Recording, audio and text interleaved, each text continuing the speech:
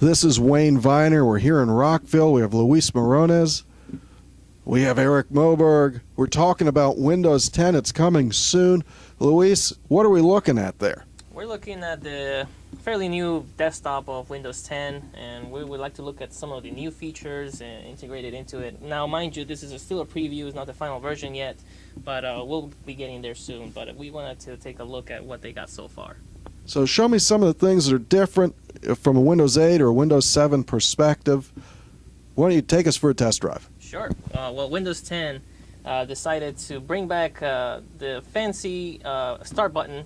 It's a little bit different now. It's actually not a full screen like it is on Windows 8, where you don't even know where to click on.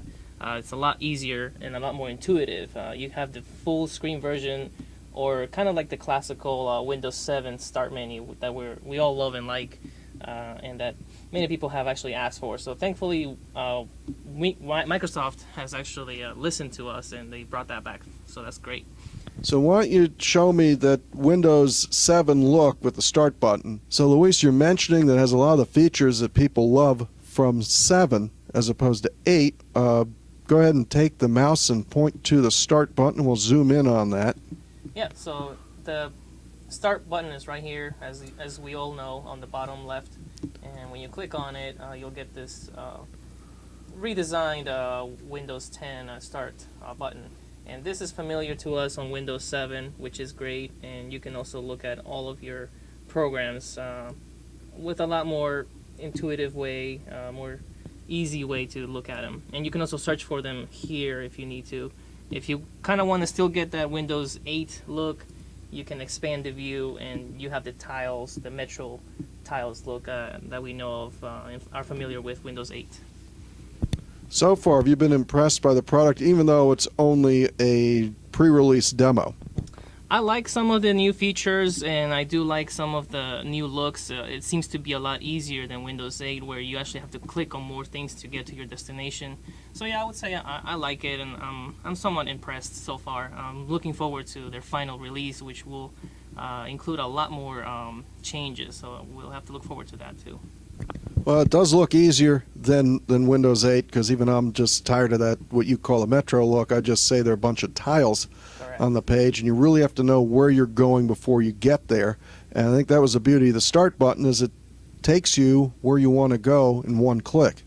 Correct. And if you want to keep going through the features, Microsoft has decided to release Cortana, which is basically, in short terms, or lack of a better term, it would be the Siri of Microsoft. And Cortana, as long as you have a microphone on your computer, you can actually talk to it, and it will give you many features, including looking up the weather, looking up news, anything of your favorite that you want to look at, including restaurants and really anything. And it seems to be great. It's also integrated with the new, soon to come out as well, Project Spartan, which will be the brand new browser for Windows. So we're getting rid of Internet Explorer. Everybody is really happy about that. And so Project Spartan seems to be pretty good. It seems to have some good features. So I guess that you're talking about Project Spartan, and the release name is Edge, and that's what we've got here on the screen. So it's the replacement for Explorer. Explorer's been around for a long time, but it's time for something new. You think there's any chance they'll end up calling it Explorer again? I don't think so. Everybody, I think, is tired of Explorer. So Microsoft Edge seems to be a nice name for it. And we're looking forward to the final release as well. Do you know of any of the features that make that special? Yes. You can actually write on web pages on this, and you can send that and share it with your friends and family or coworkers. It seems to be a pretty good option. And as well, they decided to integrate Cortana on it, so you can also search websites with Cortana, and she will help you with many things, even on the browser, which is great. So you're going to be talking to your computer to ask it to go search for whatever you're looking for. You mentioned the weather, restaurants, and there you see that we can actually write on the web page, and then if you save and send,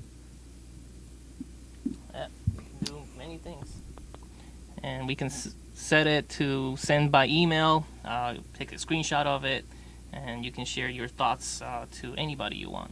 And there is one more feature, actually, before we take off here. They decided to make a new virtual type of desktop. So instead of getting a virtual machine, you can actually have multiple desktops on your desktop. Seems to be a new feature. Some people like it. I think it's pretty cool. You can add a new desktop. So in case you're getting too cluttered with too many windows, you can literally open a new desktop and kind of start from zero. Why don't we go back to that where you can see that it says Desktop 2 on the bottom of the screen. Correct. So here's one of them. And then I can go down here, and I have Desktop 1 where I was working on previous files and folders. Well, thanks, Luis, for that tour of Windows 10. And it'll be coming to desktops, tablets near you very soon. We look very much forward to Windows 10 release and the new features that it comes out with. And of course, we can help you upgrade here. So no charms, but what do you do about the settings? Well, there is a settings button right on the start menu. As Luis showed us earlier, it's the new and old Windows 7 style start button. So if you go to your start menu, you can pull up settings right there. And that's a lot more convenient than the other way of trying to catch the edge of the screen. That's right. So that's going to be nice for people who aren't quite as dexterous with the mouse, or if you're using a tablet. It's true. With their finger, as you'd like. So what about the virtual images? That looks really cool, especially for people who want to have one desktop for business and one desktop for everything else. Well, Luis summarized it pretty neatly.